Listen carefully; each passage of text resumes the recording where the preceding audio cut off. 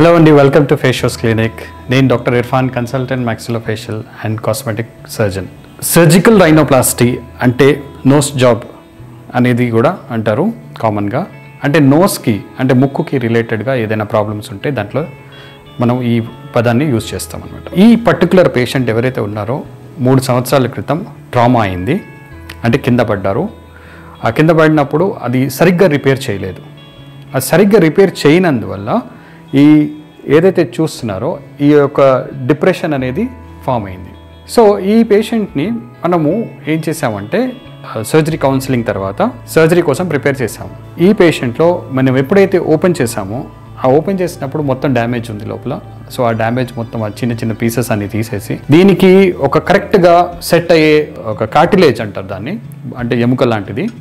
So అది chest దగ్గర నుంచి తీసి ఇక్కడ ప్లేస్ చేసి ఇలా ఒక ఫైనల్ రిజల్ట్ మనము తీసుకురాగలిగాము. సో ఈ సర్జరీ చేయడానికి మనకి ఆల్మోస్ట్ 5 to 6 hours పడుతుంది. ఇది ఒక 1 day ప్రొసీజరు, ఒక 2 days అడ్మిషన్ ఉంటుంది, దాని తర్వాత ఉంటుంది. సో దీని రిజల్ట్ మీకు ఒక పర్మనెంట్ రిజల్ట్ లాగా వస్తుంది అనమాట. సో అలాగే నోస్కి ఉన్న చాలా ప్రాబ్లమ్స్ వరకు మనం సర్జరీతో కరెక్షన్ చేసుకోగలుగుతాం అన్నమాట. సో ఇదండి ఈ రోజు కేస్.